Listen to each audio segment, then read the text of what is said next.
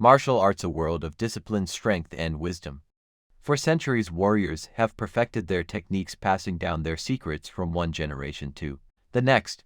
But then came one man, Bruce Lee, a visionary who didn't just master martial arts but reshaped it entirely. Today we explore the evolution of martial arts through Bruce Lee's groundbreaking vision. 1. The world before Bruce Lee. Before Bruce Lee, martial arts were deeply rooted in tradition. Styles like Kung Fu, Karate, and Taekwondo were practiced with strict adherence to their original forms. Each style was like a secret language passed down in isolated communities. These systems were rigid with clear rules and boundaries that defined their techniques. While these techniques were effective, they often lacked adaptability. Fighters trained within the confines of their chosen style, rarely stepping outside of it. The idea of mixing or modifying styles was almost unheard of. But then came Bruce Lee the Dragon, too. Who was Bruce Lee? Born in 1940 in San Francisco, Bruce Lee grew up in Hong Kong, immersed in martial arts and film. By the time he was a teenager, he was already a skilled practitioner of Wing Chun, traditional Chinese martial art. But Bruce wasn't just a fighter, he was a thinker, a philosopher, and a visionary. He questioned the rigid systems he had been taught. He saw limitations where others saw tradition. For Bruce, martial arts wasn't just about forms and movements, it was about self-expression.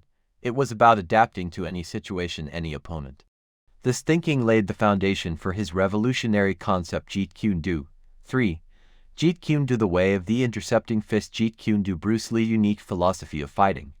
Unlike traditional styles, Jeet Kune Do wasn't confined to a set of rules or techniques. Bruce described it as a style with no style.